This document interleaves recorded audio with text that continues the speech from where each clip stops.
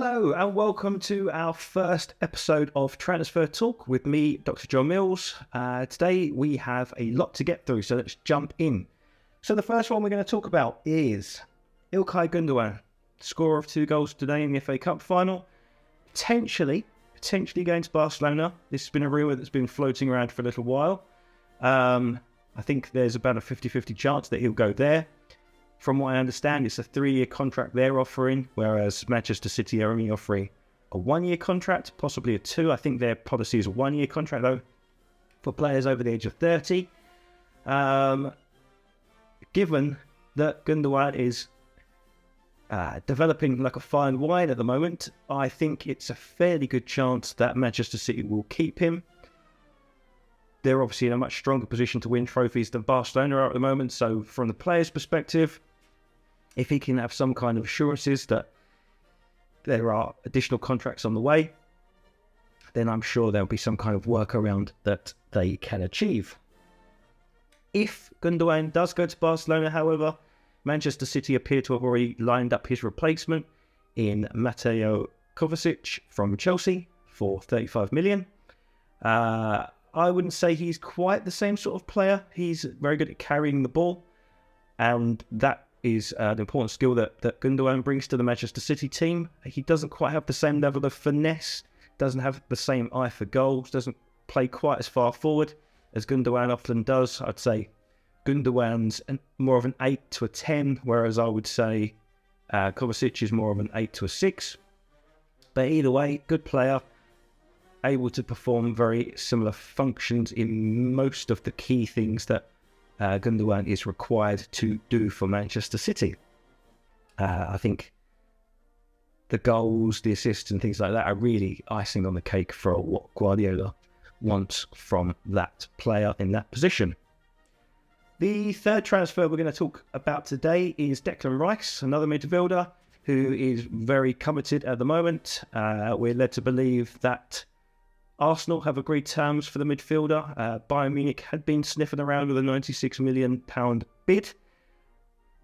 It appears that Rice would prefer to stay in the Premier League, but ultimately he may reconsider if he feels he can win the Champions League, if he feels he can win more trophies with Bayern Munich.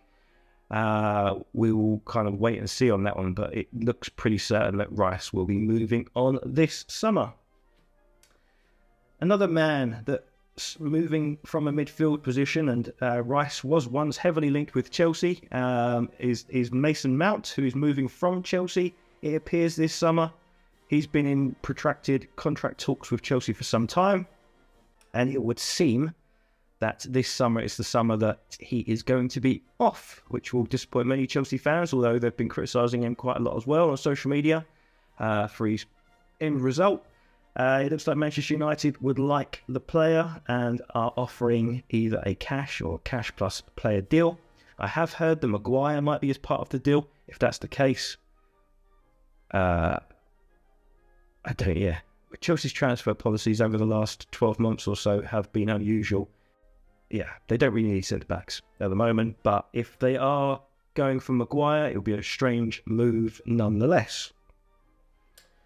We've previously spoken about Bayern Munich, and they are supposedly also interested in Dusan Vlahovic from Juve.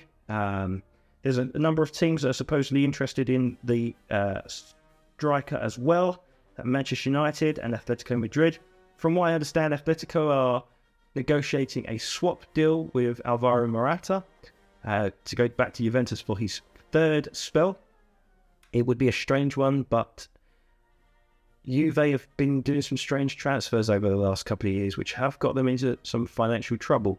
So this muted €200 million deal swapping Morata for Vlahovic could happen, and it could be part of offsetting some of their financial troubles. That is definitely one to watch. Next, Liverpool have agreed to meet Brighton's asking price for Alexis McAllister. They are rumoured to be paying somewhere in the region of 55 to 60 million for the player, which is a lot of money, but he is a World Cup winner and has proven in the Premier League over the last 12 to 18 months that he is a top performer, so Liverpool will be getting a good player.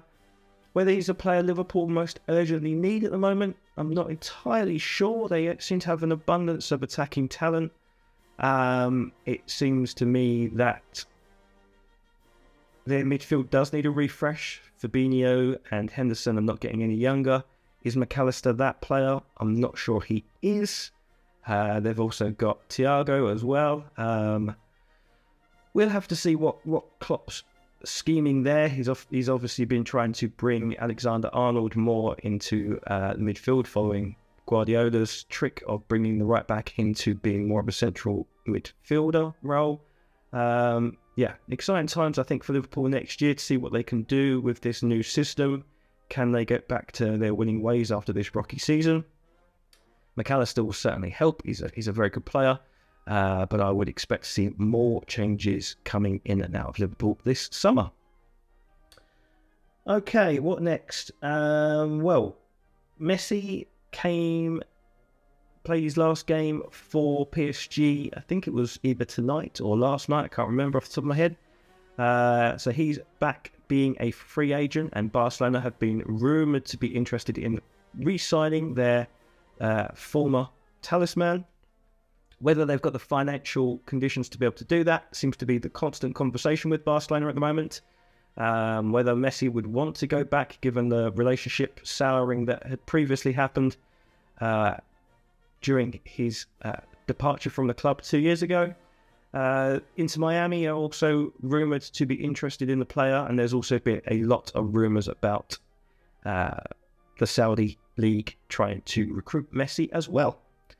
Either way, Messi's gone. He won't be playing for PSG again. Where he lands next summer, or where he's playing this time next year, who knows? I think that the most likely candidate at the moment is probably one of the teams in the Saudi League.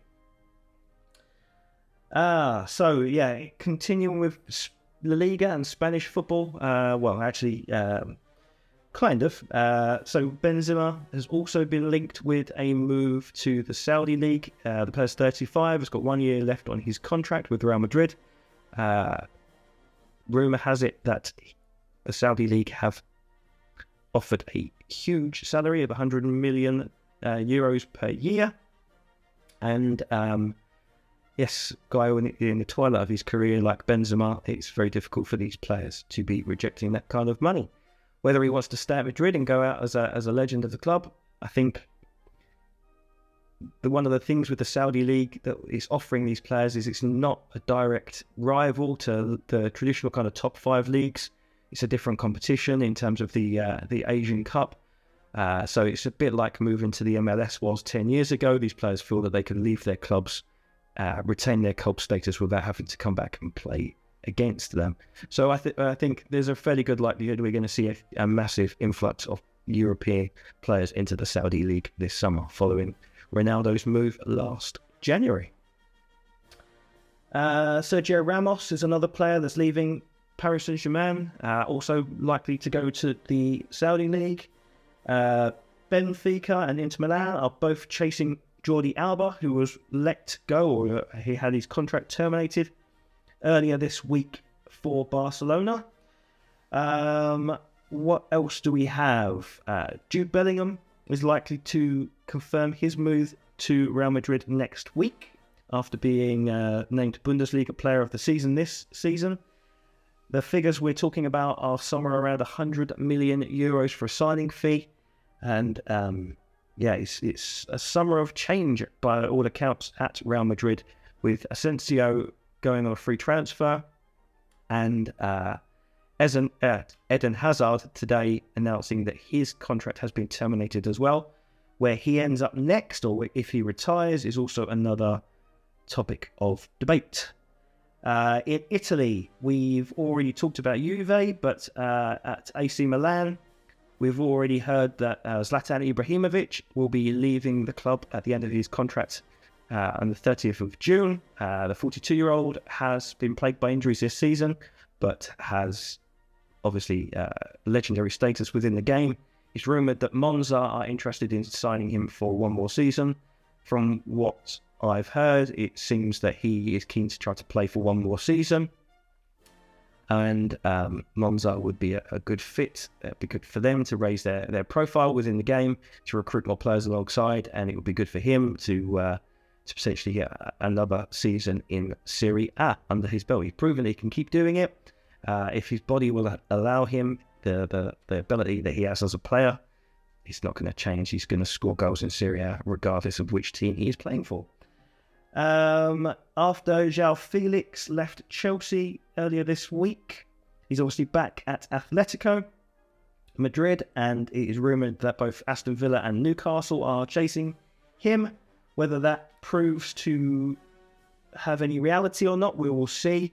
I think there has been rumours about him falling out with Simeone at Atletico. He's come out publicly and said that that's not the case, and he's welcoming the player back. But obviously with the wealth from Aston Villa and both Newcastle these days, there's a fairly good chance that he may be on the move this summer.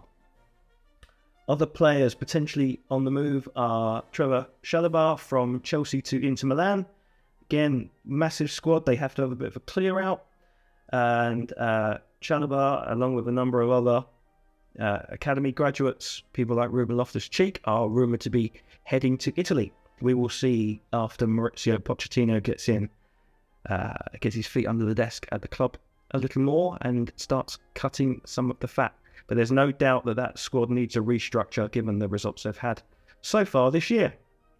Also in Italy, Marko Arnautovic, former West Ham player, and now I think with Bologna, is being rumoured to go to AC Milan as a replacement for Ibrahimovic. Again, he's done very well in Serie A over the last couple of years and would be a reasonable signing for them. It's funny the career trajectory some of these players have taken from West Ham, I think, to China, now back into Serie A, and then perhaps back at a championship challenging and European Champions League contending side. So, all change for some of these players. I'm sure if you'd have asked Arnautovic after leaving for China whether he'd be at AC Milan a couple of years later, he would not have believed you. But here we are. Strikers are in a premium at the moment. What else? So, Mohamed Dahoud is leaving Dortmund. It's rumoured that he's joining Brighton, and that could be tied up as early as next week. Rafa Guerreiro is apparently leaving Dortmund on a free transfer, and a number of clubs are interested in the left-back, but Bayern Munich are in pole position at the moment. Real Madrid, again, going back to Spain, have been linked with a number of players. Losing Asensio and Hazard has left them a little bit short up front, especially if Benzema leaves. They are rumoured to be interested in Kai Havertz, and that would be a good signing for them if they could get him. I think he's been underperforming at Chelsea for a number of seasons now, but actually he's a very talented player, and he could be another Kevin De Bruyne or Mo Salah, who after leaving Chelsea go on to produce bigger and better things. I do imagine it would take a very significant transfer fee to remove him from Chelsea though. But with the size of their squad, the new manager in Pochettino may view that as a good way of balancing books and being able to restructure the squad by letting Havertz go. They've got so many talented players they can almost let half a squad go and still be in pretty good shape in their planning for the next season. Okay, Real Madrid and Bayern Munich are also linked with Harry Kane, as have Manchester United for the last few weeks. Whether Daniel Levy will let Kane go to a Premier League rival is a subject of debate. So Real and Bayern Munich would be his preferred destinations for around £100 million. Kane only has 1 year left on his contract too, but we will see what happens there. He's obviously been at the club for his whole career, other than a couple of short loan spells, and I think there's a fairly good chance he's going to want to continue to break goal-scoring records in the Premier League, but whether Daniel Levy will allow him to stay and move to a rival is another matter entirely. It may be that it's Tottenham and records, or Bayern, or Real Madrid and trophies for Harry Kane. Last one then is Newcastle and Aston Villa have both been chasing Kieran Tierney for some time, the Arsenal left-back. It looks like Newcastle were in pole position. Aston Villa with have come back in. Now they've got European football next season. Both clubs would be excellent options for the player. He's proven himself to be a good player if he can stay fit. Arsenal's system hasn't really worked for him, but there's no doubt, as former Celtic captain and played very well for Scotland and in Europe, when given the opportunity, that he's a very good player. And I think it's a good deal all round if he can move to either Newcastle or Aston Villa for around 30 million, which has been quoted. That is it for this week's roundup. There has been obviously lots and lots of talk at this time of year. And next week we will come back with more on this. We'll also talk about some of the manager ins and outs on our second podcast of the week called the Managerial Merry-Go-Round. And we'll talk about the likely candidates for Leeds United and some of the other clubs that are looking for managers and maybe changing managers this summer, including West Ham. But we'll talk about that more in the Managerial Merry-Go-Round episode later next week. If you've enjoyed this episode, do like and subscribe to the channel. I know everybody says that, but it's useful for us, obviously, if we can be giving you this information straight into your notifications so you can have that recap without having to go scrubbling around trying to find all of these various different sources for your football transfer gossip.